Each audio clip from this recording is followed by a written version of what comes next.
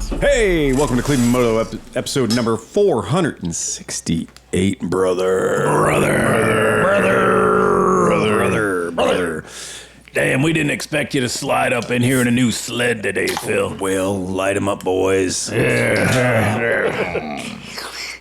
Oh, man. So tonight we are celebrating America. Freedom. And I showed up today on the brand new 2020-2021 Harley Davidson.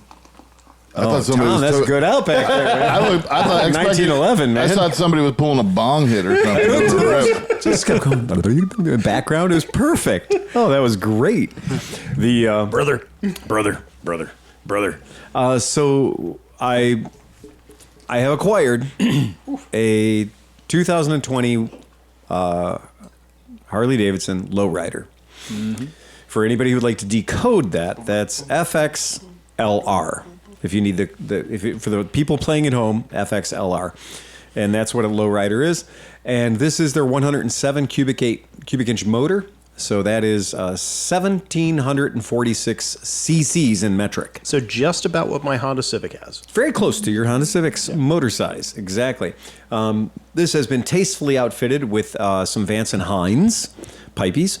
It has been upgraded to a LED tail light, and of course the ubiquitous boogie lights underneath, which do flash red when you hit the brake. Thank God. Which I've actually, after you said that and I saw that function, now I don't hate them. No, that's actually a pretty cool. So good people idea. Not right behind you can tell you're braking too. It's so a Tesla doesn't hit you.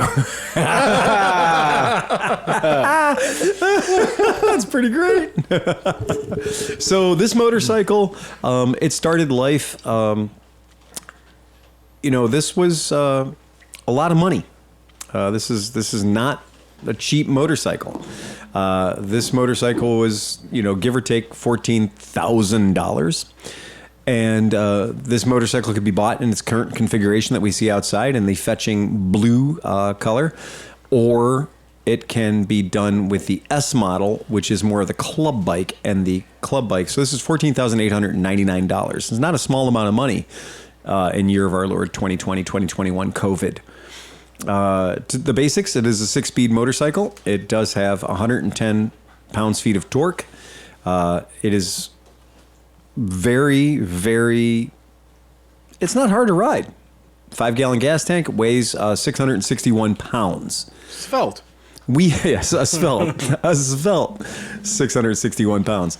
So everybody here got a chance to ride it. We all went out and took a little honk on it, checked it out. And I will tell you guys about how I acquired this motorcycle, because I know you guys are all dying to know.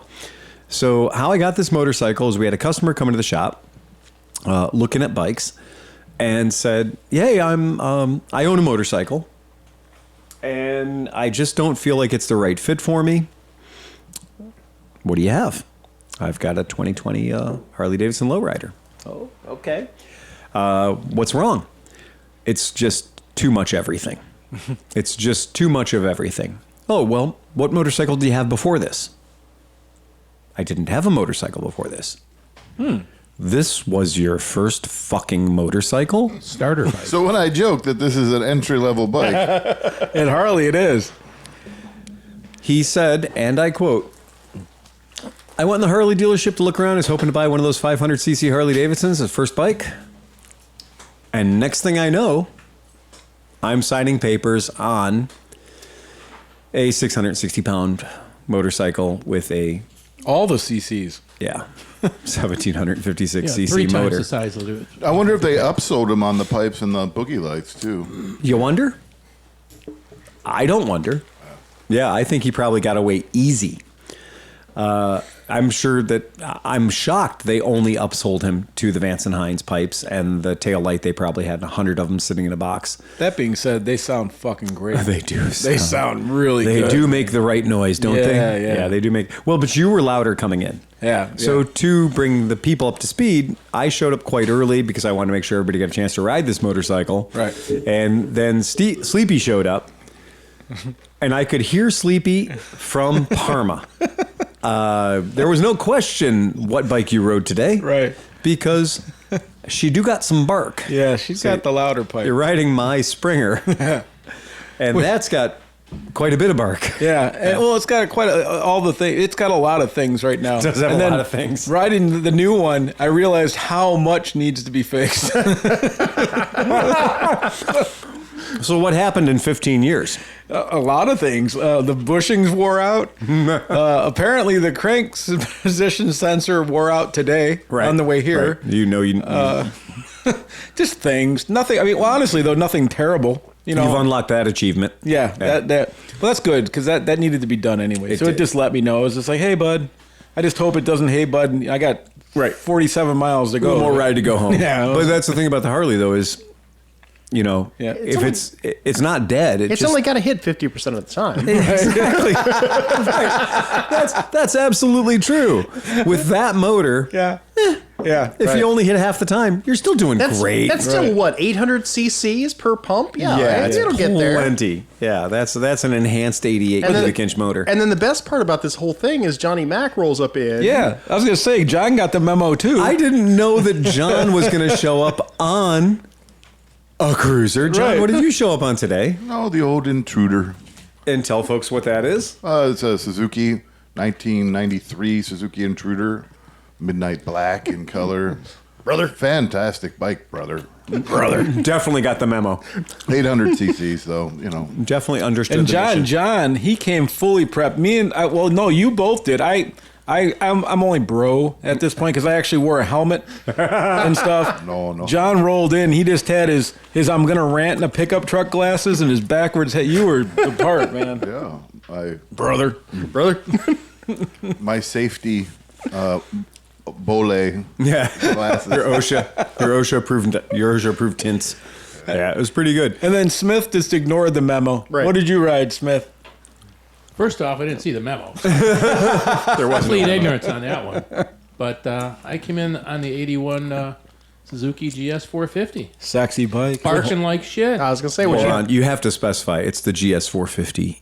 Yeah, Because there are other 81 Suzuki GS 450s, This is and they true. are not the E. And the E is the one you have to have. the L is the one that you run from. yeah.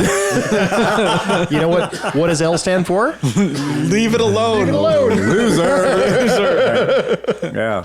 Yeah, any motorcycle that's ever been sold with an L, Yeah. no, you did not get the good one. No. No. You know what Americans will buy? Ugly things. Yes, it is it. Right. Yeah. An XR650L.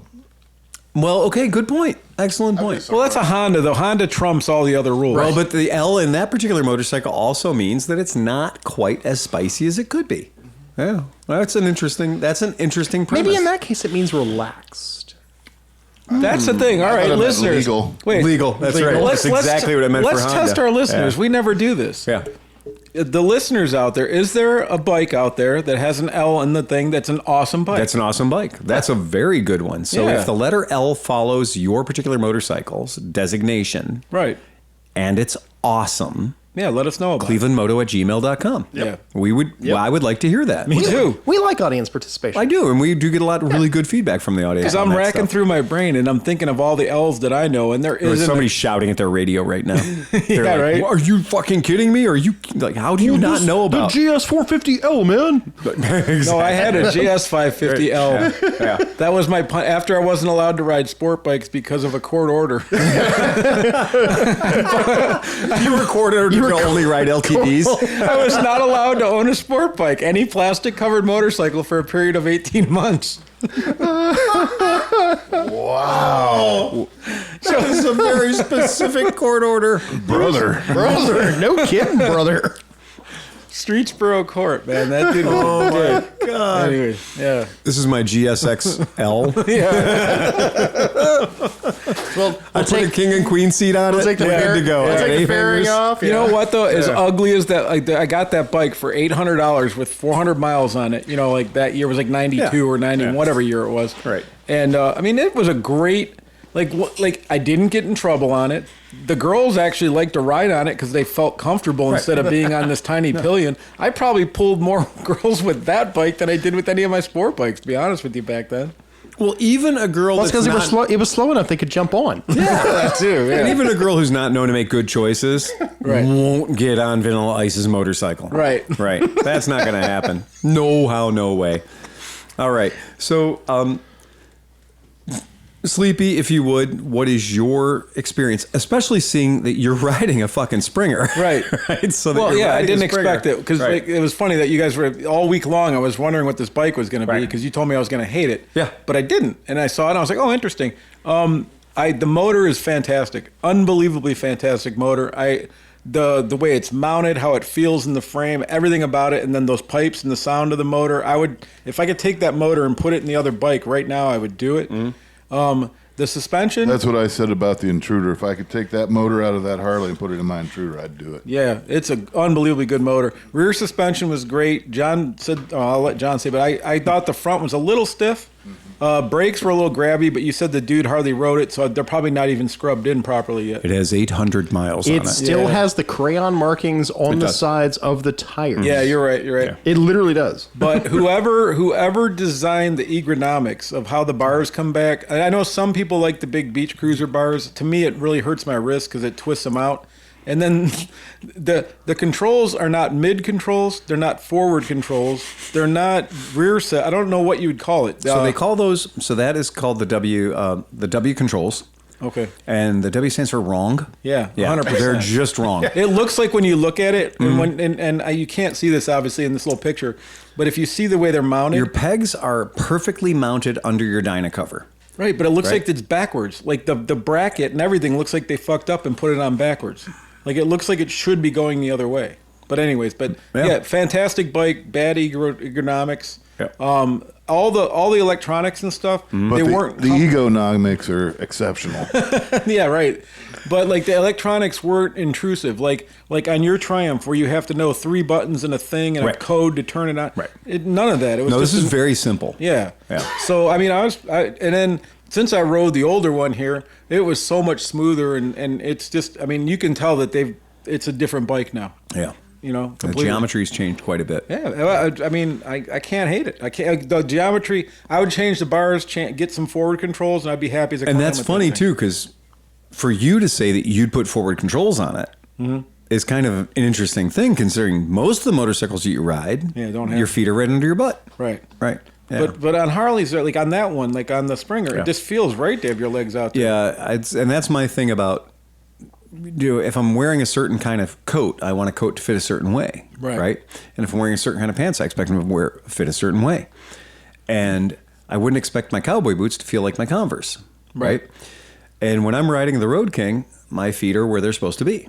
The Road King has got my feet exactly where they're supposed to be. Right. And that Springer, my feet are exactly where they're supposed to be. But you know what's funny? Yeah. And you can tell, like, so, like, you might be like, oh, Steve wore his, like, normal black leather Right. jacket because he's trying to be cool and, like, he's riding a Harley. Well, the truth is, any of my actual racing things with the pads, Right. you can't sit on the Harley with They're them. 'cause pretty it- bad. Because, yeah, That's it's it. all Yeah. bunched this way and Yeah, stuff. So you need a different, like you're It's saying. a different coat. Yeah, Yeah. 100%. And so that's what I kind of thought was weird. And because they're running the shifter linkage on the left-hand side is this fucking 14-inch long banana that they've got coming out of the side of the primary case. And that does, Tom and I looked at it, it actually has an intermediate linkage. Yeah, I So saw it's it. not going directly into the transmission like you'd think it would be. Nope, not like a Sportster. It's still going into the Wayback Machine, but it's doing it in probably the worst position possible. I haven't ridden it with steel toes on yet because I think maybe that's what they designed it for. I don't know, but you know what it brought me back to? Yeah. I was in marching band. Yeah, In yeah, high yeah. school, and like I felt like I was Every time high you pick up stepping. your left like, foot, yeah. you'd high step. Yeah. So when you're wearing steel toes, it's important to have that flunk every time you. Now that is pretty significant. If you don't have a nice clunk, you can't tell you. So, Yeah. John, what was your opinion? John? I echo many of your same sentiments, Cinch. I did find the back suspension seemed fine. The front I thought was kind of boingy, a little stiff.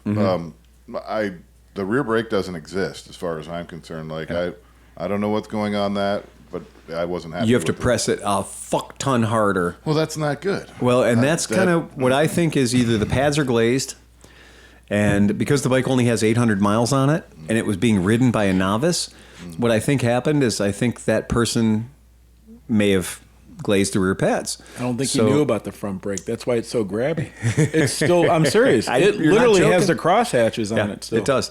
And so on one of my trips on the bike, I went out and I was like, well, I want to test the ABS because it does have ABS. And I did a monster front stop. And I it just howled. It just screamed. It was so angry at me. It was like on the front end.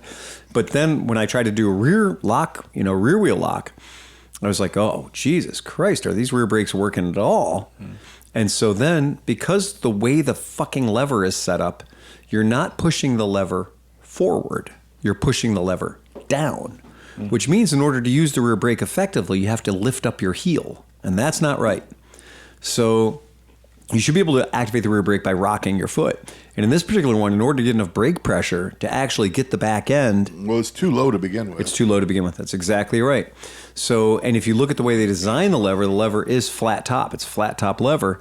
I found even a firm press only produced a small amount of braking. That's right. And so I had to lift my heel off the fucking thing, even to get it to the point where it would start to get some ABS action. And that's not right. So either I'm going to go out and smash the shit out of it and clean the pads off, use those holes in the rotor for what they're for, or I'm going to have to cock the angle of the brake up a little bit. I didn't mind the beachcomber bars too much. Okay, I kinda you didn't care for those? You didn't bother them? They were fine? Yeah, sure. Yeah, why the not? beach bars? When John pulled out, you were there. He looked comfortable on it. He did. Like He looked remarkably comfortable Yeah. on it. Yeah, remarkably comfortable. It just needs a Haas on there. Just watch out for the clibbins. Anything else? I almost had to lay her down. There were some clibbins. There was some clibbins. God bless. I think Deb was out what'd there you- with the leaf blower. Chris, what do you think about it? You wrote it. Pretty much what you guys had all been saying. I took it on the highway and had a lot of.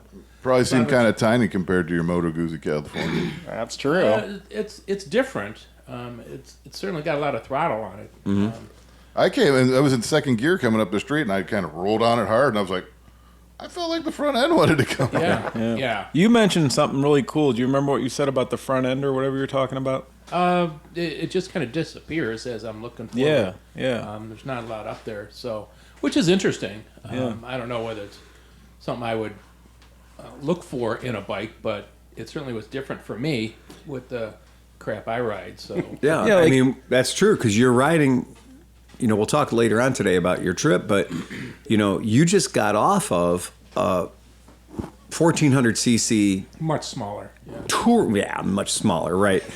touring bike that is truly a flagship touring bike. It's got the windshield, the highway lights, the pursuit lights and everything like that. Guzzi's set up.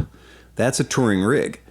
And to get off of that and get onto this, and the weight's not that much difference, by the way. Your Guzzi isn't that much heavier than this motorcycle because the Seems Guzzi's... like it is, but Yeah, it feels like it's heavier, but... and maybe because it's higher. Yep, I think you're right. But that was an interesting dynamic to watch you ride this away as opposed to the Cali. Yeah. Yeah, because the Cali's a heavy bike. Horsepower-wise, torque-wise, your Cali and this bike are almost identical. So... Well, and I was not overly comfortable on this bike, but boy, that California, you can just roll on that throttle. And I noticed last time that you dropped your Cali off that it was in sport mode. Interesting, Chris. I think John did that. I assure you, I did not do that. I pulled it out of the warehouse, and I was leaving the warehouse, and I was like, "Oh, it was good." It's like I love these, and I do love Cali 1400s. And I was pulling it out of the warehouse, and I was like, "Oh!" I got it. I was like, "Oh, Jiminy Christmas!" I looked down, I was like, "Sport mode." Okay, that explains it. How's that spelled in Italian?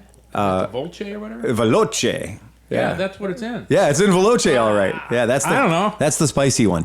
Oh my God. Because there's Gran Turismo, which is the everything, and then there's it's not Piaggio, but it's rain. So there's the rain mode. So there's the rain mode. There's Gran Turismo, and then there's Veloce. Well, I got to find the Smith mode. I was surprised when we were taking that bike, when you had me ride it from the warehouse the one time at the stoplight, how much torque that, like, when you just on neutral and you rev it, the bike goes like 4 inches to the left. Yeah, Like, It's because the flywheel is the size of my Honda Element. It literally is. It's this huge mass. the flywheel is car sized. well, you can the feel clutch it. is Oh, yeah. car sized. Wow. You know, it's a Right Fiat on. clutch. It really is. Yeah, it is that motorcycle is a torque factory. Yeah. When you let the clutch out of that thing, the planet moves just a little bit backwards. The flywheel for a Moto Guzzi has not changed since 1968. for a really long time. And they weigh as much as the rest of the bike. And it gives you a very, very reassuring pull away from the light. Yeah. You're like, I stalled my Guzzi. No, you didn't. No, you didn't. You didn't fucking stall your Guzzi. Tell me another lie. You didn't stall it. I had it in fourth gear, let out the clutch, and it just putted Yeah, on. it's just literally just duck, duck, duck, duck, duck, duck. It literally is a hit or miss motor. It is a like, tractor. Yeah, it is such a tractor. Did you guys see the video going around of this poor guy? He wrecks, but he has the camera. The camera was facing him, like recording, Yeah. and he hit a car. And he falls off, and the throttle gets stuck at about a third throttle on a highway. It hits the median, and then just goes straight down it's the just highway and ghost just rides. keeps picking up speed until it does about 6 miles until it starts hitting some shit, and then Oh, finally no, I haven't topples seen over. this yet. But the video is awesome because that's it's going in. crazy. It's like you're seeing the aftermath. Yeah. So like it's going that way. You see people going all over. the guy place. doesn't even get to appreciate this. No, he's hurt. He's fucked. Yeah. He's yeah. I mean, it was his fault too. He was lane splitting Yeah. or doing something shitty, but it was wow. There you go. Yeah. So this motorcycle again, I do want to talk about this for just a second because this is a lot of This is a lot of money. They called it a 70s Americana throwback, and yeah, you can definitely see that. It's a low rider, but it's not a Dyna. It doesn't have the dual rear shocks. It's a soft tail chassis, so it's that chassis that's been kicking around for a long time. But it does, the gas tank's beautiful, and it's very cool looking. But It's they very did, neat. looking at the chassis, though, they updated a lot There's of a lot of things different on stuff it. happening. Yeah. It's a lot of definitely stuff not has the gotten same better. old chassis. And you said that's a 5-gallon tank? Yep. Yeah, it's a big motor. It's got a lot of gas tank. Doesn't seem that big. Yeah, there's a lot going on there. There's quite a bit of space being taken up by that. And it's pretty interesting when you look at this. It's like, 105 pounds-feet of torque or 100, all these torques and 76 horsepower, which we used to have Harleys were like 50, 60 horsepower and 100 torques. So they're scooching that horsepower number up quite a bit. That's kind of interesting with the Milwaukee 8 engine. This is the 107 version of it. If you do the S model is the Sons of Anarchy model. Let's just call it what it is. It's the club bike. And that's the... And it's not, what sucks is it's not a bad looking bike, but then it's like the TV show kind of hurt it. Well, it's a thing. well, So- no, I think he got it wrong. No, it didn't hurt it for them, well- I'm saying, but like... Well, the television program literally is 45 minutes of nothing but advertisement for Harley Davidson. It is. It is. Flat out. Let's is. let's call it what it is. It It's an is. advertisement of 45 minutes. Right. And everybody wants to buy into the lifestyle, and thus they sell a bike that advertise. Oh, you can go into your Harley dealer and buy this bike that is representative of this lifestyle, which we present on TNT Right. every day at 45, for 45 minutes. Yeah, and it is also Okay. that kind of a thing that, if it's on TV on Friday, people are going to buy it on Monday. I mean, that's just the real thing. But some of it sucks, Race though, on 'cause it's a Sunday sells on good-looking Monday. bike. Doesn't work anymore. I like that bike. I would ride that bike. Well, it's available in gray or black. I'd get my son's arthritis jacket on. Sons of Arthritis, yeah. You can do that. So the S model does come with a spicier 114 motor, I'm looking And what at is this. the retail on that? much higher. Yeah. So on the S model is going to set you back an extra $3,000, I think. Okay, so if the I'm not mistaken. Nightster starts at 12,000, which I think is the bottom. That's end their of bottom. Harley. So that's what I'm thinking. Is I'm trying to find the Harley's bottom. There you go. end. Lowrider S is $17,999, so $18,000, $3,000. And you're at 1868 cc. And I was telling Chris earlier about the idea of putting these long, tall, 8-inch tall perches and then putting a motocross handlebar on the top. Well, see, it's got that Which goofy is the ass style. It's good. It's got that goofy ass dashboard again, though. This is their thing now. But it's very proud and it's up there and it's very tall and I'm telling you, whoever puts molds a skull into that plastic is going to be a winner. they're going to be doing great. Yeah, they're going to be doing great. But that's the club bike. That's the club bike mindset, and that's fine. And they're I don't believe it or hate not, it. they're selling the piss out of it. So you can't hate it. Let me ask you a question as a dealer. So $17,999, 18 grand. How much are they gonna tack onto that? Get it out the door. Harley's kind of unique. So with Harley, there is a automatic, no questions asked, $1,200 freight. Be aware of that. That's a lot. In the world of we pay motorcycles to show up, $1,200's a lot. And $1,200 has got some cushion there for... What if I go to Milwaukee and pick it right up from the factory? You don't have that option. You go to the Milwaukee Harley-Davidson dealership and you're paying the exact same price as Automatically, everyone else. Audi has got it better than Harley because you can fly into Germany and get your Audi at the factory and drive it around and they'll ship it home. You could go down to Tennessee or wherever the Corvette Museum is and pick up your custom order Do Corvette. you think that you can't do that at Harley-Davidson? Because you're living in a fucking fantasy world if you think you can't. Yeah, there's a whole thing. Like, there is absolutely... But that's going to cost you a lot more than $1,200. All right, now you got it. Now you're figuring it out. So for them to throw an extra $3,000 at you, yes, you are getting the 114 motor. We'll take you down to the dollar nickel and get you all the Budweiser you can drink. Yeah. So I mean, brother, it's just that's the thing. That's what they're selling, and they're doing. Well, they're having some trouble. But my point being that this motorcycle is not the cheapest big twin they sell. No, and I like it a lot. Why do I like that? It's not good. I feel like bad. everything. It's not the cheapest big twin they sell.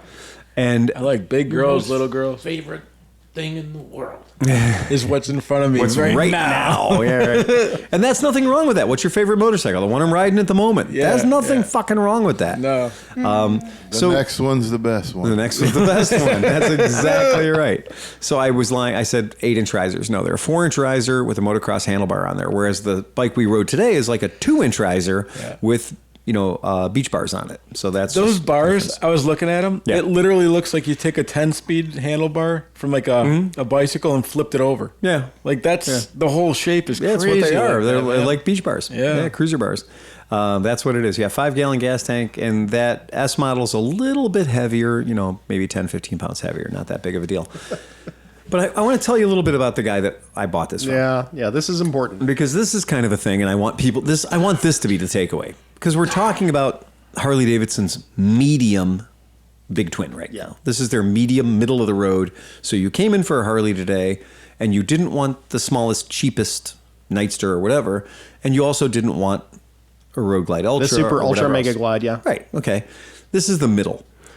And when this guy says he came in looking for a small motorcycle, his first motorcycle, there is a special level in Dante's 7 Levels of Hell for the salesperson that said, first motorcycle? I got just what you need. Okay? How did this guy not kill himself? We'll get there. Okay. Terrified. Okay? Terrified. He's terrified of this motorcycle. So terrified, Sleepy, that in 4 years, he's put 800 miles on it. Right. That's fucking scared. and he's got a long driveway. There you go. And so but also to be able to take somebody who walks into your showroom, completely pull them away from their intentions. I'm looking for my first motorcycle. Nobody in the history of motorcycles has ever said, I'm looking for my first motorcycle. Put me on the 1746cc Harley Davidson with 100 torques. Right? That's not what people say. That's not what people do. That's the intervention of a dealer. That's the intervention of a salesman. And if you don't think that the salesman foo is strong over there at Harley Davidson, you haven't met my friend Mikey. Well, and here's the weird part. Wouldn't that be illegal in almost most other countries where they have licensing? Oh, well, yeah. Okay. Step Excellent. licensing. Graduated licensing. Right. Excellent. That's Excellent. my point. Yeah. That's a perfect. This is the argument for graduated licensing. Right. Because you could probably only predict a negative outcome by taking somebody and saying, this is your first motorcycle. Boom. 600 plus pounds, 1700 plus cc's, 100 torques. I mean, it surprised me. Like, I've ridden a million bikes, Right. and like, John, when you hit that thing, wasn't it like, holy shit? Oh, yeah. I mean, I didn't explore all it had, even. I mean, Yeah. Yeah, you weren't trying to find the rev limiter, but No. nonetheless, it's not a beginner's motorcycle. Like if I had never ridden before and Right. you hit that throttle, Right. that would have been a shock. A 16-year-old can walk into a dealer and buy a Hayabusa. Tom, I will clarify that. In the state of Ohio, a 15-year-old with motorcycle temps, Yep. because it just happened this week, Yep. can come into the dealership and buy that motorcycle, Yeah. providing they have the stacks. And you know, that's the trick is Yeah. personal freedom aside. Right. You know, is this really a responsible thing? But the reality is we're all like, oh no, you're supposed to take advantage, you know, it's on you. Right. And this guy walked in, 5'9" of him, Yeah. walked into the Harley dealer with zero days of motorcycle riding experience and got sold this motorcycle. Did they deliver it for him? How did he even get it home? They must have delivered it. Yep. That was part of the $1,200. Yep. Delivery fee. And, you know, the other thing was he immediately he had a stunning moment of clarity, as the alcoholics call it. He had a stunning moment of clarity where he said, I better sign up for the motorcycle safety program. And so he did. He took the Eagle Rider motorcycle training program, and of course, now they've got his money. Oh, well, the next one of those you're going to be able to get in on is like November. So they literally stretched him out several months so that he owned a motorcycle he didn't feel safe riding for several months, and then went in, and what do you think motorcycle they trained him on? The one that he wanted. The fucking motorcycle he wanted to buy. Right. The motorcycle that they didn't sell him is the motorcycle they fucking trained him on. And if you don't think that's fucked up, It is. that they put him on an Indian-built Harley-Davidson 500 for the training, because even Harley admits this isn't the motorcycle we want to train you on. Right. They have to have a, quote, inferior product at their dealership to use for their rider training program, because what they do sell in their normal motorcycle form is so grossly inappropriate for a beginning rider to operate. Right. Yes, completely. It's fucked up. It is completely fucked up. I've said for years, one of the biggest beefs I have with Harley, and I'm going to admit, the bikes are okay for what they are. Even Sleepy's crazy thing that I just took a photo on with my obnoxious jacket on. Yeah. I get it. I understand the entire thing. The problem I have with Harley as a motorcycle manufacturer and a motorcycle dealership, whatever the hell you want to call them. It's an empire, Tom. It's an empire. Empire is the best way to say it. They do not have, because if you look at Honda, Yamaha, Suzuki, Kawasaki, they have everything from 50cc up to whatever you want to buy. And as a result, you know, the XT500 and the XT750 were great bikes. They weren't brilliant. They weren't Honda Shadows. But they were one for you guys. But they, you know, this whole thing of you can buy the biggest thing you have, we have to make the most amount of money, means they don't deal with 50 to 500. They've never seen it as a profit margin, so they don't buy it. They don't They sell only it. have to screw one poor little guy. That's true, but they screw 1,000 poor little guys every year. Every other Harley Davidson market, Asia, Yeah, Thailand, India, China, they have 300cc, 400cc, 500cc Harley Davidsons manufactured for them by QJ. we still have the QJ on the floor. We do, and 300cc. it's a brilliant little It's a bike. great motorcycle. Yeah. You know, and there is no reason why that should not be able to have a Harley badge on the side of it sitting in a Harley dealer for somebody like this poor guy to It's walk about in to. and buy. You know, that's it. Well, Right. you've told me they have they changed their mind again? The tracker's coming in. So Okay. the tracker will be coming in, something that we call a Benelli. Okay. Something we call a Benelli is going to be coming in wearing Harley badges. So that's coming in, and, you know, I love it the way they said, that's absolutely not coming to the American market. And then they said, okay, it's coming to the American market, but it's only going to be for training use. We're not going to sell any of them to the general public. And then it's like, okay, yeah, we're going to be selling those to the general public. And it's like, okay, just give them a year or two let's give them a year or two to have their moment of lying to their base. No. Right? Let's just lie to the base, lie to the base, lie to the base, lie to the base. Don't take us to court. Let me lie to the base. And then we'll change our story. Well, they've had to pander for so long that That's what it's they been. don't have enough movement and flexibility at the bottom end. No, And they don't. that's horrible. Remember in the 70s, though, Harley Davidson did, Harley Davidson did, through the use of Aramaki Aramaki. and other brands, they did offer small displacement vehicles because the market wanted them. Yeah. So Harley Davidson realized, shit, we're missing all these 125 customers. We're missing all these 300 customers. What are we going to do? Are you going to retool the factory to make these things? No, fuck no. We're going to buy somebody else's bikes and stick our names on them. And think about how stupid they were. Like, okay, you know, I do video, but also marketing. They could have totally been like, hey, Dad, your kid turned 16.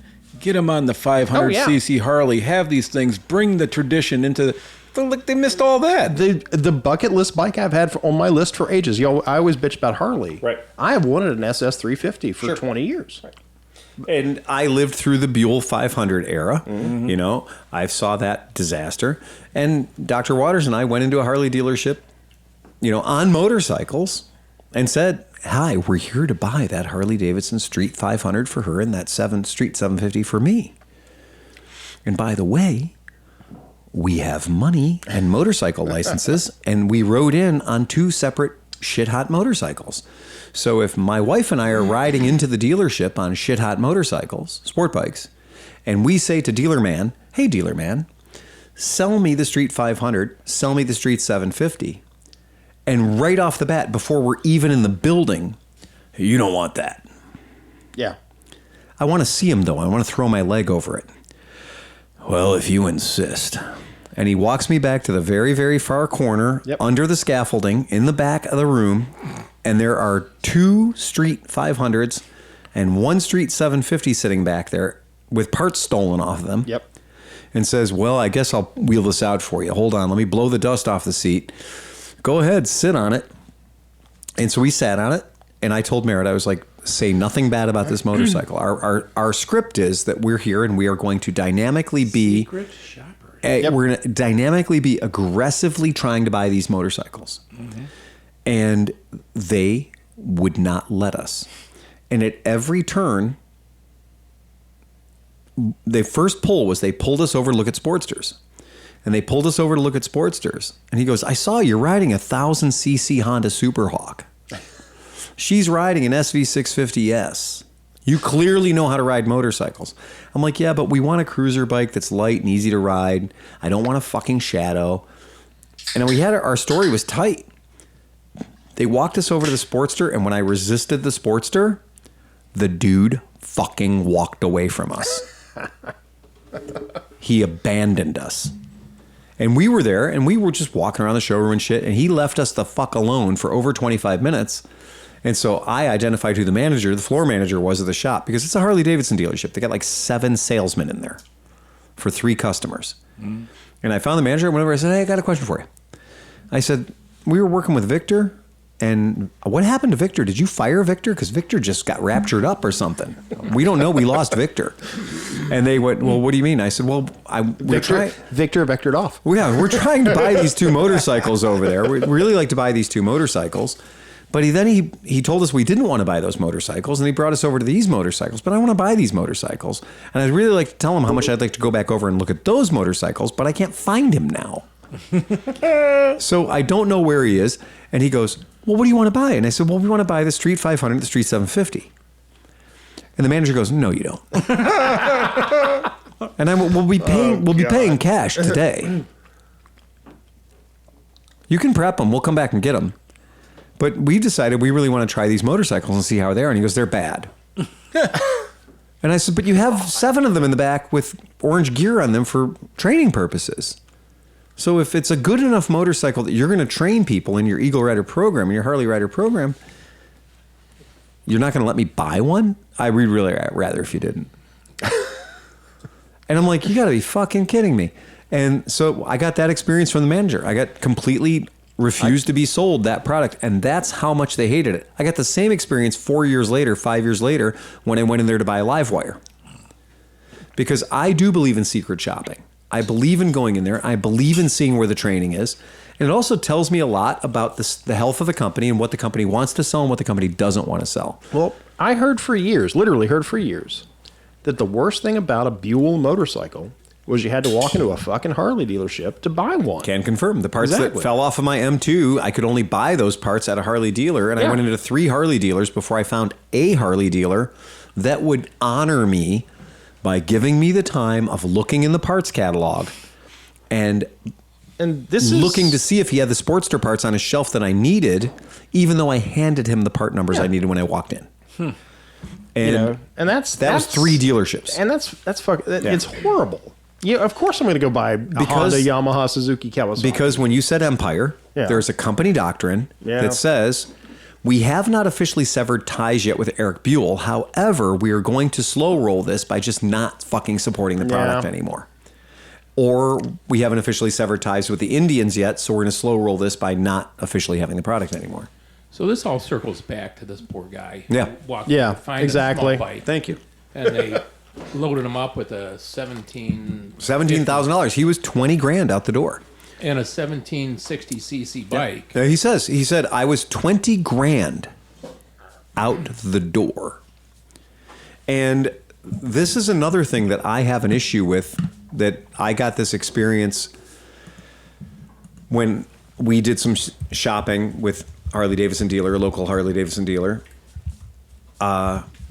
There is a thing about selling somebody an upgrade to your motorcycle somehow without telling them that their motorcycle is broken. Okay? So I go to buy a motorcycle and I'm getting very close to closing the deal, and I'm almost done closing the deal. And the dealer guy, the salesman, feels so confident in this deal that he's going to add some fucking gravy on top. Okay? And here's how he's going to add some gravy on top. You know, if you want to get the most out of this Harley Davidson motorcycle, you really should get rid of those stock exhausts. Your bike really isn't giving you all it could give you due to those fuckers at the EPA. We really can't build this motorcycle the way we want to build it. Even though you don't own it yet. Even though it's still technically our motorcycle, we think you'd be happier if we sold you a $1,000 slip-on exhaust system for this motorcycle, even though you haven't ridden it around the fucking parking lot yet. You don't even know what it sounds like stock. You haven't even put the first 600 miles of brake in on this motorcycle yet. And we think that before it leaves our store, we should sell you $1,000 upgraded exhaust system and then charge you $300 to program it to match your motorcycle, plus money for installation. Wow. That's fucking awful. That's pretty ballsy. That's fucking ballsy. And You know- that's when you have extraordinarily well-trained mercenary sales staff. Hey, Phil. Yep. How many Aero exhausts have you sold for the new GTS that I have to go back in the back and put on and reprogram? One. Exactly. Exactly. Out of hundreds of bikes. Exactly. Hundreds and hundreds and hundreds of bikes. We had one customer demand that we sell him a particular exhaust, and we told him it was going to be a problem. Yep. It was, because we're not stupid. But anyway, so yeah, this is a real thing that happened. And there's that thing about, like, how do you fucking sleep at night? Right? On a pile of money. On a pile of commission checks, right? And it's commission, and that's exactly what it is. When you have a commission-based sales staff and you're paying your staff a very small amount of base pay, but everything else is based on commission, you're going to turn these guys from being consumer advocates into adversarial with their consumer base. And I worked there, and I can promise you that's what happens. And you start looking at the consumers, you start looking at your customers as idiots and victims. And, I tricked that guy into buying this. I get to ring the bell twice, because not only did I get the commission on selling him the motorcycle, but now I got $1,800 worth of accessories. Because, with the things that are on that motorcycle, they tuned up that bill quite a bit. On a guy who'd never ridden a Harley Davidson motorcycle before. He doesn't know whether or not the factory installed exhaust system, which by the way is amazing, and there's nothing wrong with it at all. He doesn't know there's a problem with that. He doesn't think there's a problem with that, but you convinced him there was a problem with that. And that's fucked up. So anyway, So customer yeah, comes into the shop yeah. with this bike. Yeah. So tell that story. Well, the customer comes in, he's looking around at stuff, and I just kind of said, hey, man, what are you looking for? What do you want? He goes, man, I want something that's going to be more fun to ride. I want something that's going to be easier to ride. I'm going to tell you, in my ride, my ex-wife's house is here. My mom's house is here. I got to go here to see my kids. So I got about a 8-mile circuit. I got an 8-mile radius that I make, and I honestly don't really ever need to go on the freeway. But we go to a place, we got a summer family house up in Put-in-Bay or, Vermilion. And we go up there maybe once or twice a year, take the family up there. And he goes, and I'd like to ride up there. That'd be fun to ride up there. And I'm like, okay, well, all the other stuff you're talking about, you can do with a 150cc bike. It's totally fine. Commuting is commuting. It's great. I said, but the freeway business going all the way out to, Cedar Point area, you'd be probably a lot happier with a 300. And you did say you had a motorcycle already, and you said you had a Harley Davidson. So riding a 300 Vespa is not going to be a challenge. And so we had him sit on the 300. We had him sit on the 150. And I did exactly the thing the Harley Davidson dealer didn't do, is I didn't force him to buy a bike that was too big or more than he wanted. I let him pick his bike. And I let him pick his bike. And we talked about it. We learned about it. We exchanged a lot of information about it, which is what we do. And at the end of it, he really, really decided he wanted to buy a Vespa 150. And we happen to have 3 Vespa touring 150s. They have a luggage, they get the front racks and rear racks, and they're cool. And he loved it. And he just thought it was the greatest thing in the world. And he's like, okay, well, now's the painful part. Tell me how much you're going to give me for my Harley Davidson. Now, he's already let me know he spent $20,000 on that motorcycle. And I had to make it very, very clear to him that I was going to give him fucking wholesale on that motorcycle. And I did. And I looked up what wholesale was. I looked up what National Power Sports Auction has these bikes. And believe me, they've got a shit ton of them.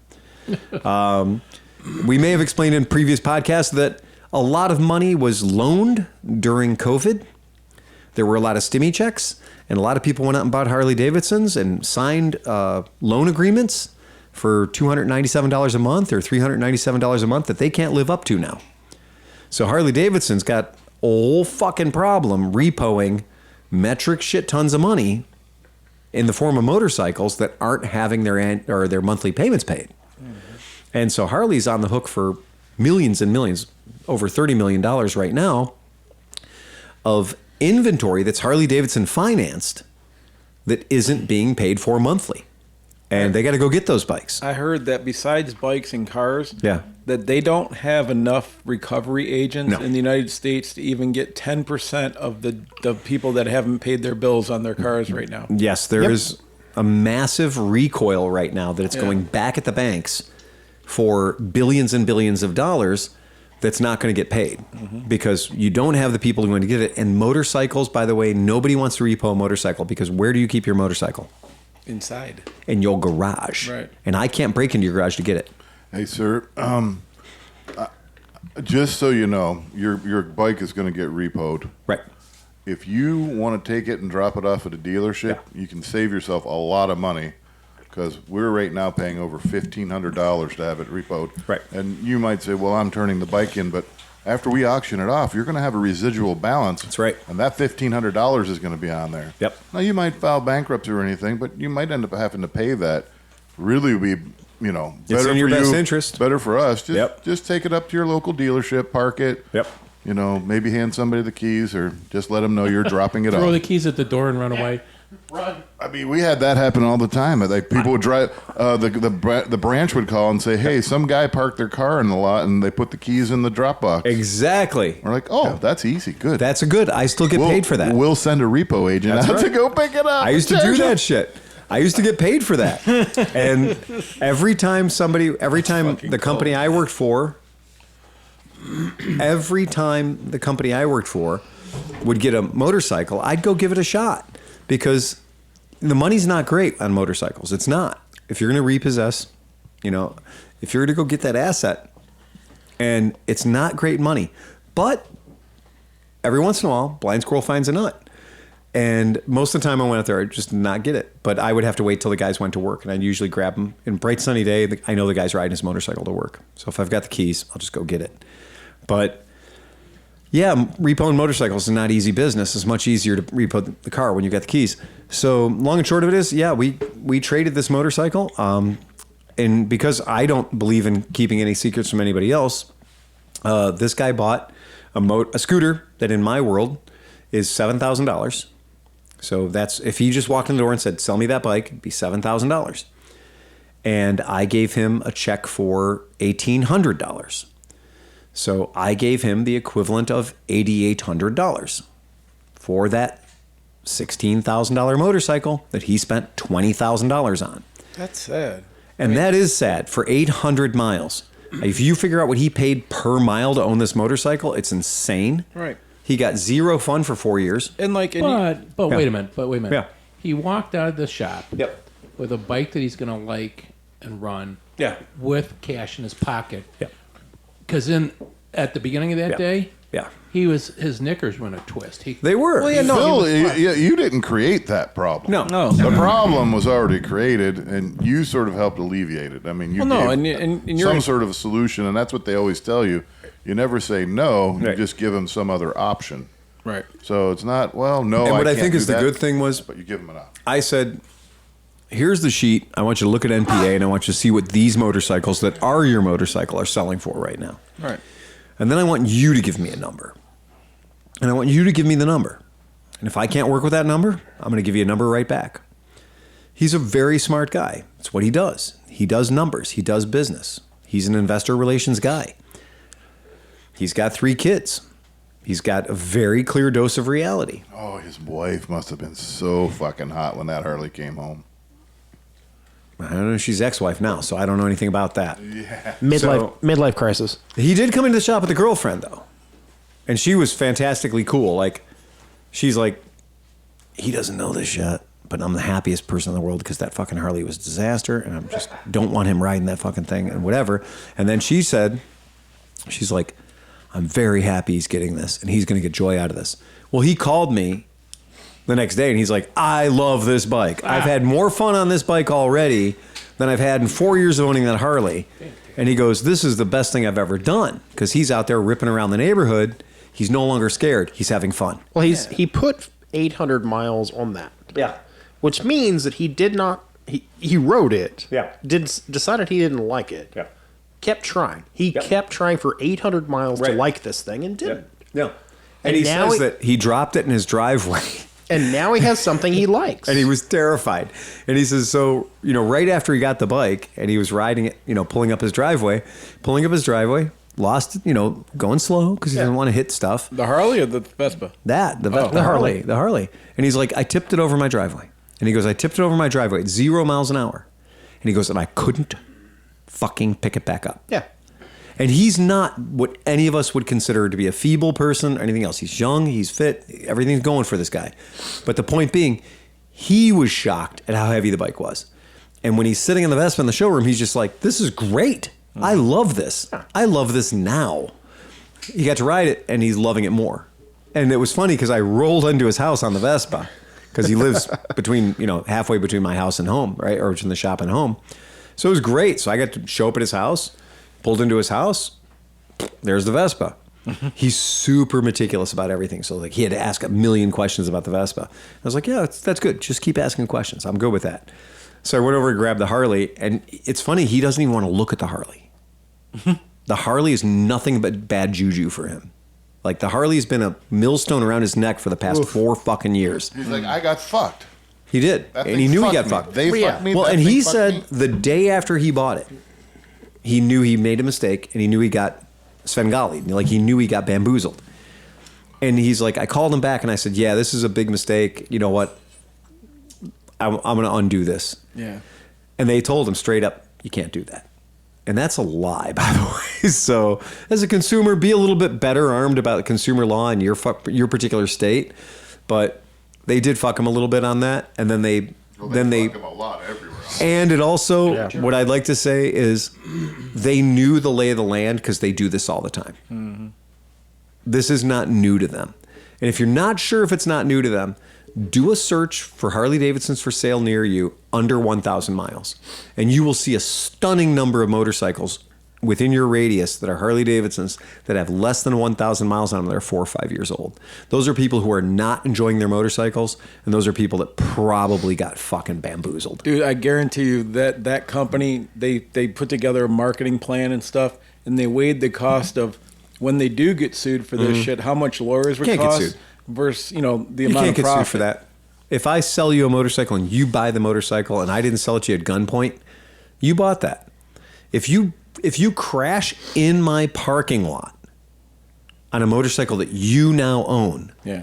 my exposure on that is negligible. Negligible.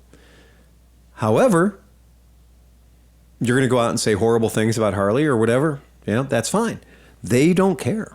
They've weighed the options. That kid's never going to talk to another person who would potentially buy a Harley. And that's the other thing too. If you saw this guy, you would never think that guy clearly has a fucking motorcycle with a 1746 cc engine. That guy's 660 pound cruiser in his garage. No, you wouldn't think that at all. He's a fucking genius at finance and what he does, his job. He's really great at his job. Private jets flying all over Europe.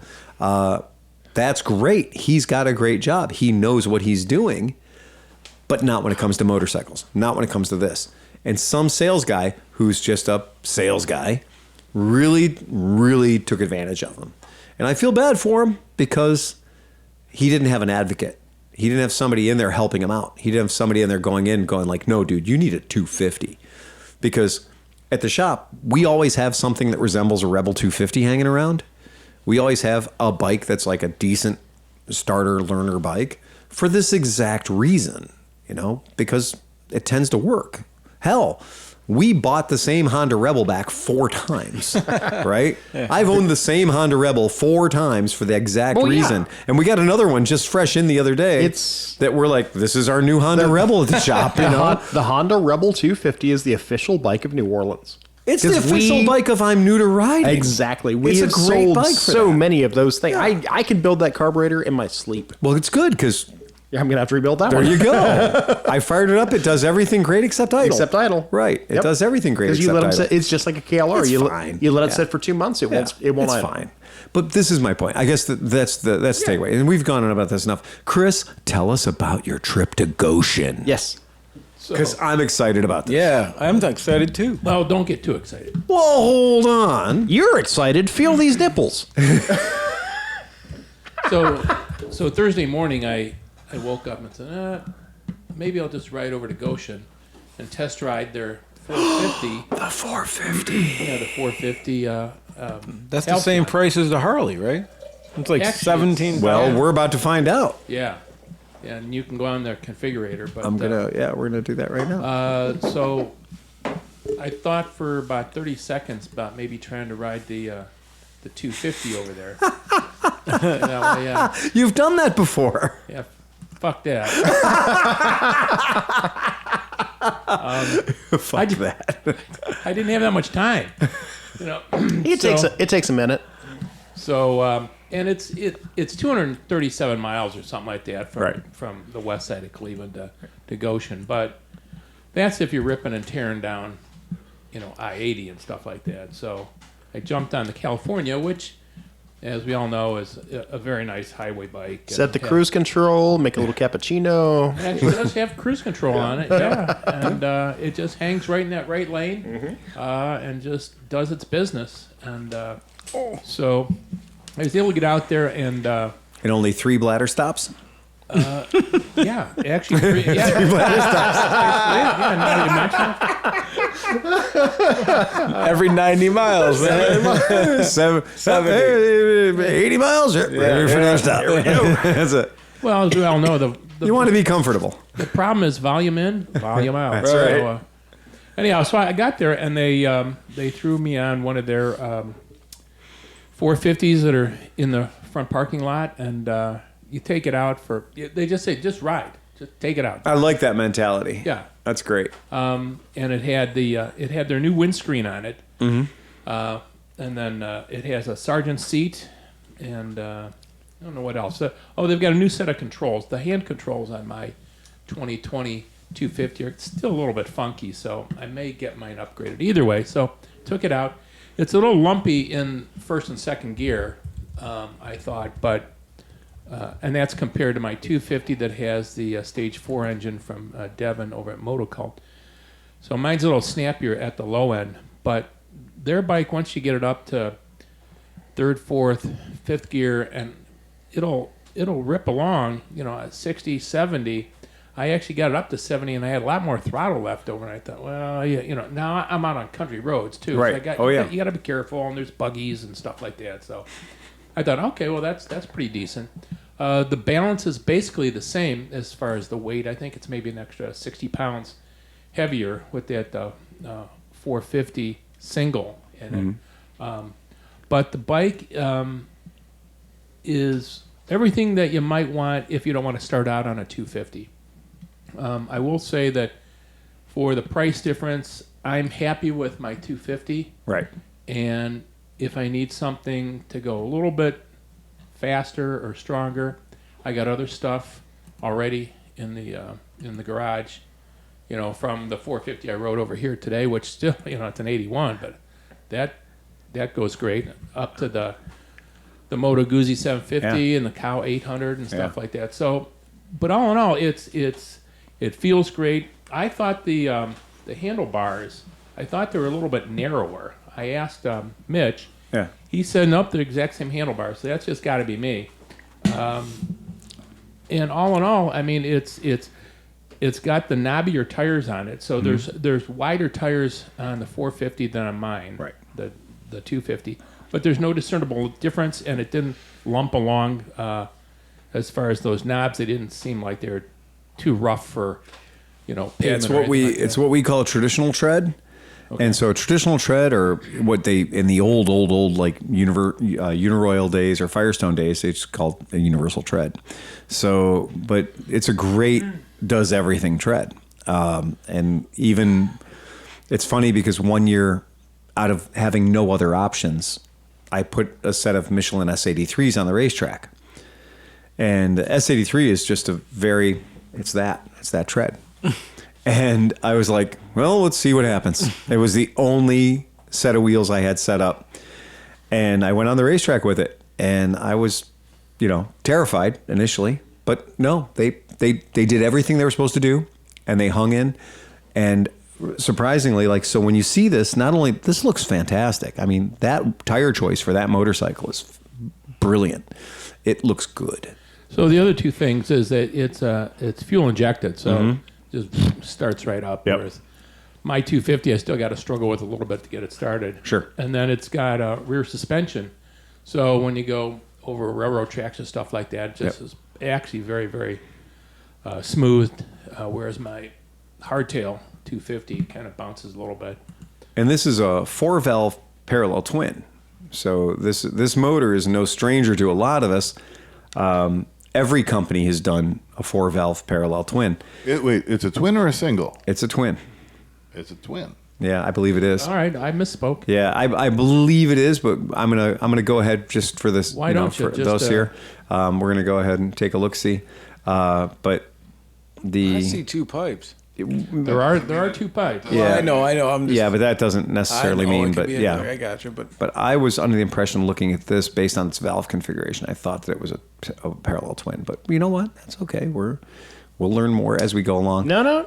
It's a First thing I'm 16-valve saying- single. Yep. It is a See, no. It's not a 16-valve single. Where did you see that? 445 single It cylinder is four okay. stroke. So it does have that RFVPC Yep. head. Yeah. So Yep. say that again, Tom. 445 single cylinder Yep. 4-stroke. Yep. So it does have the radial valve Yep. clone head. Yep. That'll fool you. I thought for sure it was going to be a twin, based on how far apart those fucking valve caps were. I saw those valve caps and I thought those are way too far apart to be a radial valve, but apparently they're not. Yeah. So there you go. So while I'm after I got done with the ride, they were kind of walking me around in the shop, and it's just a fun shop. I mean, if you ever get out that way, just go on in. I mean, they're just regular guys, and they'll let you meander around the whole place where they're building their bikes and doing stuff like that. But I was chit-chatting with a couple of guys, and somebody came around the corner and said, I know that voice. And he looked at me and said, "Are you Chris Smith from the podcast?" I said, "What?" So he says, I said, "Yeah, I'm on the ClevelandMoto podcast. I love that podcast."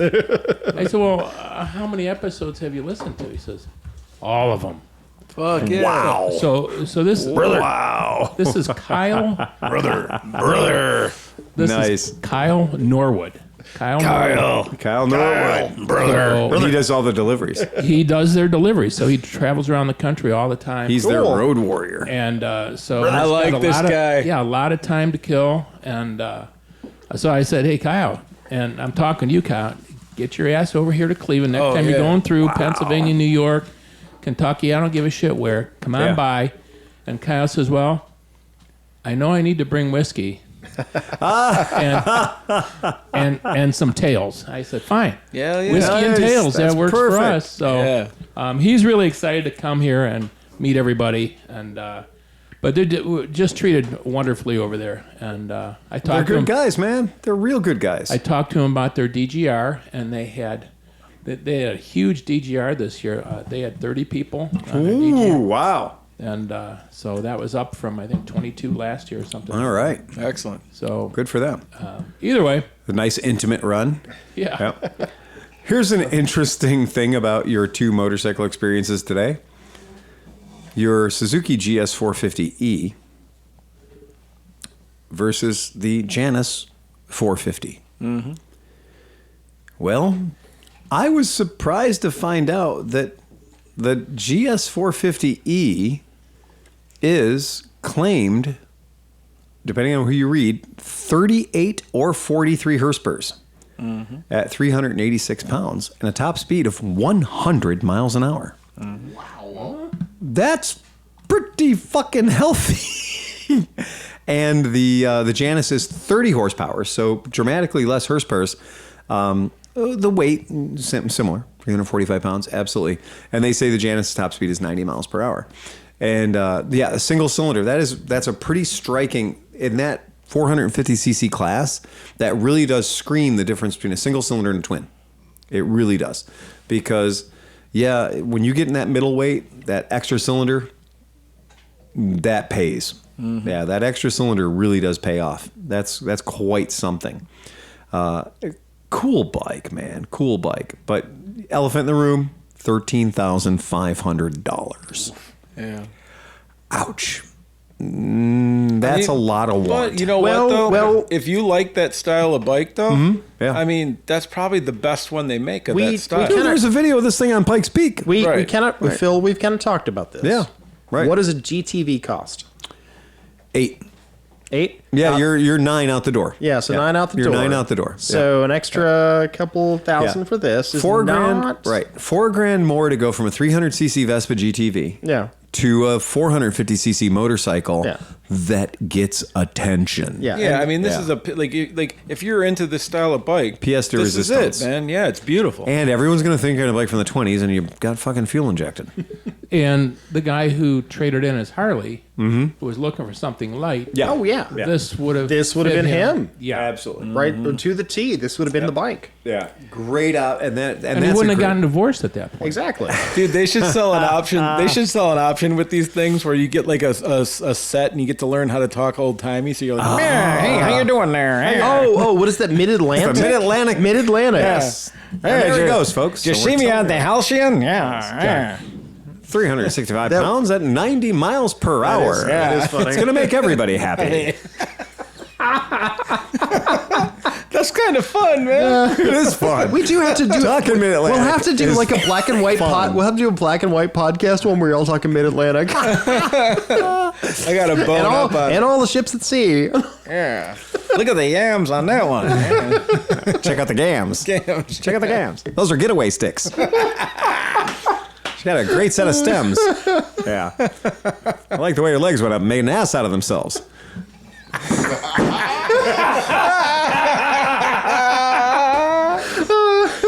Oh man, that was good. That's a Steven Tyler. That's might be older than that. So yeah. That's why. It's Mid-Atlantic. Of course it was older than that. But that's pretty fantastic. Yeah. So, how did the Gucci do? Oh, it was fantastic. So I took the turnpike Thing's out a fucking sled. Well, Yeah. it does what you want it to do. Right? It does what it was designed to do. So coming back, I went down. They didn't name it after America's smallest state. So It's the Rhode Island. So I was coming back on Route 6. Yeah. And that's a country road, farm road kind of, and there's a lot of semis out there. And the beauty of the California is as you're coming up on the semi, you kind of look around and clear and you just hammer down and you get out and around the guy and you look down, you're doing 85. Drop a gear and disappear. Yeah, and it just gives me so much pleasure to know that I can get around and keep moving and there's nobody in front of you and tail lights behind you or headlights behind you. So it just ran great. And I took 6 all the way out to kind of 20 Bellevue. Right. And then it looked like it was going to rain. And you're staying off the turnpike. Yeah. Well, so what I do is I came down 113 to 4, jumped on the turnpike there and came home because it looked like it was going to rain. Yeah. And every time I get caught in the rain, I get wet. I got a question for you.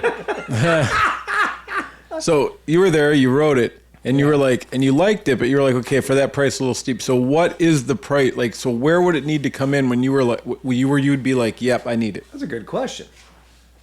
So one of the reasons I went and rode it is because Mrs. Smith keeps telling me, well, you need to buy that 450. Yeah. I said, well, look at the goddamn garage for Christ's sake. You gotta go ride it. And I thought, okay, yeah, because the last couple of times I've been out there, the 450 has not been available to ride. Right. So I thought, all right, let me go out and do it. At this point, I'm not ready to buy it, and it's not a price thing. Okay. If it was 14, they got their Origin model, which I think is a couple of thousand less than that. Mm-hmm. I could buy it, but it doesn't fit a niche that I need right now. Like, yeah, it's not enough different from your 250 that it's worth it. Right. The look is essentially the same to me. Mm-hmm. I even told him, I said, the Sergeant seat is really not all that much more comfortable than my current seat. Right. Which is one of their bigger selling points. And so... Well, I question. Okay, well, is the Sergeant a handmade leather seat like you have on yours? But you know what I mean, like the Sergeant's. Sorry, it's from me. The Sergeant seat is designed by the Sergeant seat company. The one that's on there now is the one that's made by the Army Harness and Saddle Maker. I like that angle better. Yeah, I do too. But there's a lot of people out there that complain that it's too hard on their ass, so that's why they went to Sergeant. Right. Which is fine. I mean, I don't have a problem with it. They're soft. Well, Sergeant, because I've got a Sergeant on the 1150. Sergeant, if you send them your dimensions, they will actually build a seat for you. So it's not just that you got to spend the money for the 450. You can buy it for your 250. Well, if that's what you want. Well, they also they're going to be coming out with a Sergeant seat for the 250. Right. So but it might be worth it just to send them my ass cheek dimensions or something. Like that. Yeah, that's If you need to, though, because I sat on that bike and I rode it around, I was like, "There's nothing wrong with your seat." Well, and Tom, you rode it. I mean, you're right. It's. And I'll admit, up until the point where I rode your bike, I was like, "What is the point with this bike? It's not. Yeah, there's you were pissy there's about nothing it. with this. I was a little off Pissy. on it. Yeah, Yeah, pissy. Pissy's a you good were word. pissy about it. Pissy's a good word. And then I rode it, and I was, and I, pissy about and it. like in pissy. the 2 mile, He was pissy. me pissy. He was pissy. So, but like in the 1 mile that I rode it, Yeah. I got stopped 4 times. Your nipples got hard. 4 times people rode up next to me and they're like, or drove up next to me and they're like, that's a really cool bike. It's an irresistible motorcycle. And I thought about it. I was like, it's not so much the bike. Right. Me riding the bike. I've ridden a lot of bikes. It's you. They're looking at you on the bike. Exactly. But I've ridden a lot of bikes in my lifetime. And I've gotten like older Vespa Allstates. They really get this kind of reaction. Right. And I said the reality is it's the entire thing about riding the bike. It's the experience of riding the bike and having people go, hey, that's kind of cool. Don't show that to Amy. She'll adopt. What are you doing? Hold on. Was that a duck penis? Now, don't get pissy. No, it just went into the... Okay, so here's the thing. What Chris was mentioning, and this is totally worth being aware of, is that, yeah, the origin model, the origin model is $12,495, or as Tom would like to point out, that's $3,500 more than a Vespa GTV. Well, what's the 946 cost? Well, slow down, Tom. Dumb money, right? Dumb money. Don't do that. Right. You're not. Nobody in this room is dumb enough to buy that bike. Right. So anyway, so yeah, this is a thing, right? So that's a thing. It's an interesting thing. They're saying spring special, get $1,000 off all Halcyon 450S's and free shipping. Free shipping around the country, so they'll That's take it out to fucking amazing Arizona. right there, right? That's amazing. But what I was thinking about, we're talking about that curb appeal, or just what the fuck is that? Yeah. Rather than buying a 1923 board tracker, Which you can't ride. which you can't buy, Oh, yeah, that's you. this exists Yeah. right now. They'll build it for Do you really want to spend your entire time riding a motorcycle hand pumping oil onto the fucking crank? All the above, and for absolutely not $1 more than the base price in the Aga cream color that you see right there. That's a pretty fucking cool looking bike, and I wouldn't change anything about it. It looks great. I like it the way it is. I would not fall victim to the trap of saying like, oh, well, I want this piece chrome, that piece chrome, and now I'm 700 deeper into the bike. Because I really do think that just as it is right there, that's a good-looking motorcycle. The best upgrade I've seen was the past couple ones that I've worked on, where they changed the tail light for the old Model A stop tail light. Yeah, because Like that's the best thing you can do to it. right. It looks cool, and it's like, oh, that's a thing. That's an old thing that I recognize. Yeah. Right. So that's an old thing. For the 44 tail light on the back of it looks pretty fucking great. It's a very, very cool thing, and I'm glad it exists because I would ride this bike a shit ton more than I would ride the fucking lowrider that's out behind the shop right now, or behind the house Which right is wild, because we're talking about a $6,000 difference. now. Yeah, exactly. Yeah. Right. Yeah. I'd go out and buy this. And ride the piss out of this thing before I would going to buy a $20,000 Harley Davidson. Yeah, exactly. Right. And I'd get a lot more joy from this too. And that kind of is the experience of riding this bike is really what turned me onto it after a while of being pissy about it. And you're absolutely right. I was pissy about it. Pissy about it. Until I figured out the experience of having the bike was why you bought the bike. Because you've got a bunch of really amazing bikes. I got to tell you, And you like this one.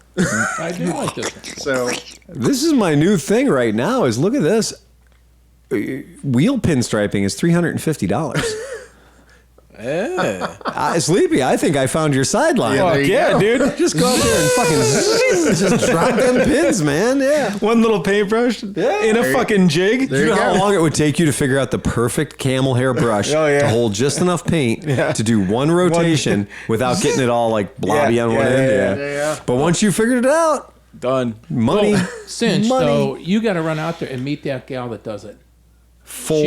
She's a friggin' cool chick, and she does all. And she does all the pinstriping? She does all the hand The painting. gas tank, the pinstriping on That the is an gas art. tank. Hey, I was not making fun of pinstripe. Pinstriping is an artwork. Oh no! No, that was She's wheel. an artiste. That, dude, any wheel That's pinstriping. impressive. That's no impressive. upcharge. Right. That is no upcharge. Yeah. The fact that that's the standard equipment, and that's what blew me away. There were so many things wrong with our Royal Enfields that we sold. The Royal Enfield 500s that we sold, Meckelfresh will tell you, there were many parts on the motorcycle where the bolt didn't line up with the hole, so they pushed the bolt through another piece of metal that didn't have a hole in it. Like, there's a hole, you know where the bolt's going through the hole in the fender, it's going to hold the fender on by the frame. And they didn't line it up right, so they just said, give her. And they just gave her. And they spun that bolt fast enough, it became a drill bit. Or did they use self-tappers And for it the whole thing? self-tapped, and it self-tapped its way right through that fender. Oh, dude. Meckelfresh and I were putting one together one time, or taking one apart, I can't remember. But John was like, Phil, come over here and look at this. This hole is a whole hole away from the hole it's where it's supposed to be. And they just pressed on. They just pressed through and they heat drilled it. It was fantastic how bad it was. And yet you'd look at the gas tank and the pinstriping on it was perfect.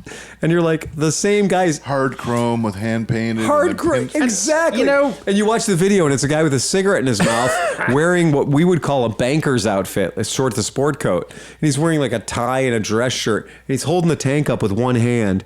And he's got the camel hair brush and he's just going after it all cowboy style.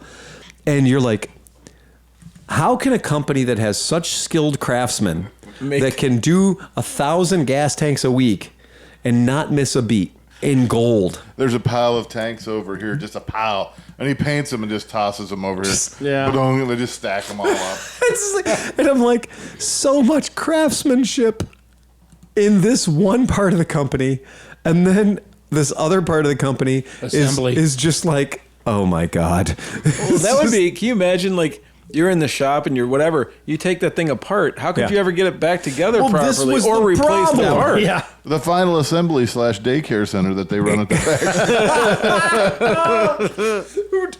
We would take we learned a lot when we built my custom one. So we built my custom one and we were like, yeah, we're gonna take this thing all apart and we're gonna do some stuff. We're gonna put a chopper fender. We're like, we did some stuff to it. So we did some stuff to it. And what we realized is my initial statement was like, I feel bad because I'm taking apart a brand new motorcycle and I'm basically fucking a brand new motorcycle. But then what I realized once we'd gotten it apart, that I could only help. That everything I did to that bike, changing the 19 or 18-inch front wheel to a 21-inch front wheel, everything that we did along the way, I was like, that is literally a fucking brass bushing. That goes, we're putting bearings in there. Like we replaced bushings with bearings the whole way through. When we did the wheel, we put a Sportster wheel on the back of it, a 16-inch sporty wheel on the back. We replaced everything when we did that. We made that bike so much better than it was when it left the factory. And we noticed stuff, because most people probably don't look at it that close. And we looked at it pretty close. And when I was like, they didn't even try to hit the holes.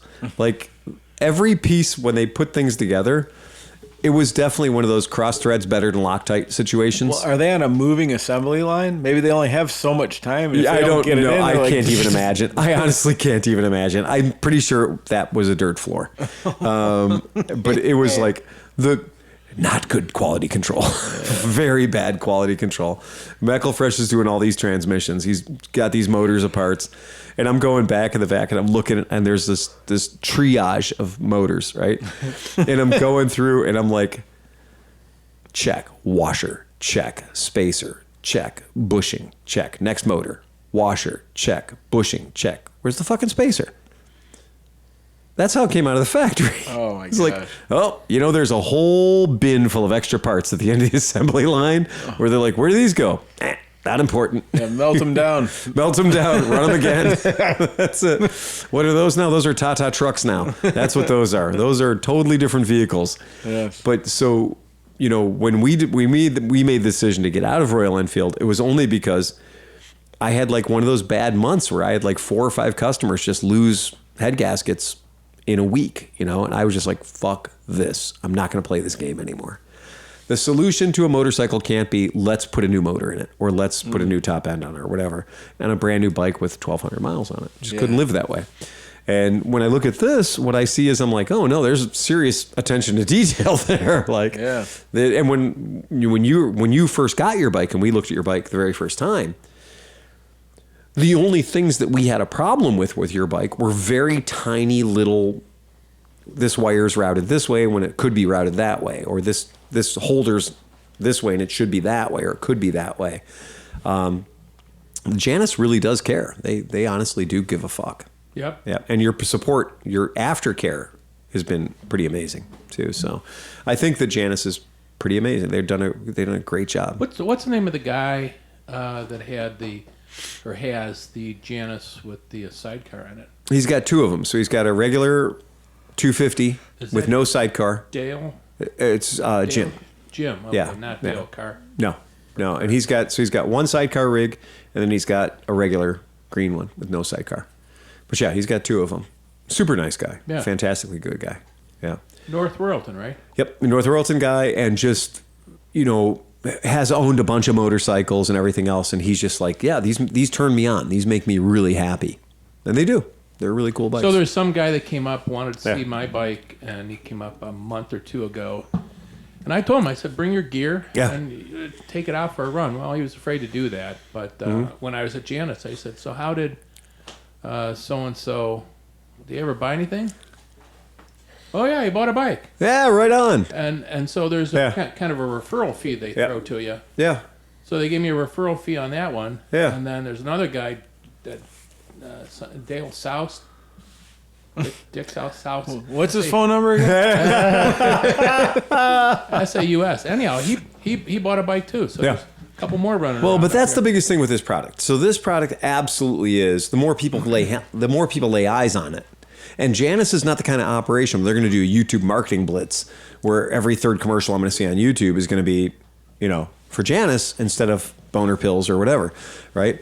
They're not there. But I do believe that the more human eyes, that the more people look at this, the more people are going to buy it because it's a fucking cool bike. Well, and you guys, I think I told you a couple weeks ago that they're going out to Sturgis for the board track. Yeah, that'll be a good thing for them. Yeah. That'll be a really, really good thing for them. I think that's the smart move. That's the power move. The amount of drunk sales they'll get. Can you imagine some dude on his third day of Sturgis hasn't slept and he's on third bottle of Jack Daniels? And he can be just as cool as that guy for $10K. Yeah, and he's like, oh, fuck, I would do that. No, dude, you can buy one right there. Right. Oh, yeah, man, brother. Janus, brother. Brother. And it'll fit in the trailer. And Yeah, it'll fit between his two road glides. And you can avoid the clibbins. He can avoid the clibbins. I just imagine barrel racing out there, Sturgis barrel racing on Janus board trackers. Oh, yeah. The whole thing just is cool. Were there any of the Griffin 450s there? Did you get to see those when you were out there? Yeah. I like that bike. Yeah. I like that bike. I think that's a cool bike. Is that the Scrambler? That's a Scrambler. I can't help but like that thing. I'm a sucker for an Earl's Fork. Oh, yeah. Yeah, and it wasn't that long ago. Something popped up on Facebook Marketplace, and all of our degenerate friends were like, "Is this going to be at Mid Ohio?" And I was like, "Only if I fucking buy it." Yeah. Right. It was one of those bikes that I saw it and it had an Earl's Fork on the front of it, and it's a bike that's a Holden that was made in Cleveland. So it was a Holder that was a Cleveland-made motorcycle manufacturer for like 93 seconds, and that bike has an Earl's on it, but it also has a Briggs pull start 2-stroke. What? And I was like, yeah, that's not going to last very long.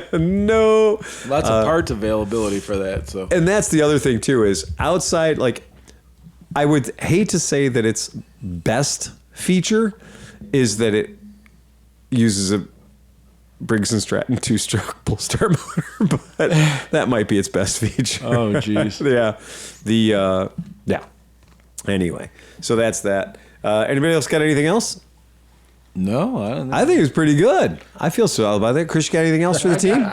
Good to go. Good to All go. right, we got to go to Smedley's. Gonna go to Smedley's now. We're required by law. There's more than 2 Harley Davidsons in one place. Yeah. I already blipped him when I went by on my test drive. You gave him the Smedley's mating call, Blah, blah, blah. and they all went.